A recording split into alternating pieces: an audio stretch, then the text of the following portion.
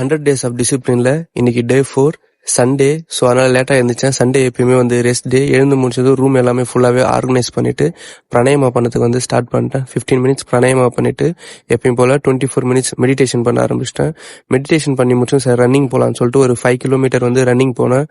நல்ல வேலை இன்னைக்கும் பேஸ் வந்து நல்லா இருந்துச்சு. 5.5லே வந்து 5 கிலோமீட்டர் ரன்னிங் முடிச்சுட்டு லேட்டாக ஒரு பிரேக்ஃபாஸ்ட் சாப்பிட்டு முடிச்சு சண்டே வந்து எப்பயுமே சர்ஃபிங் போவேன்.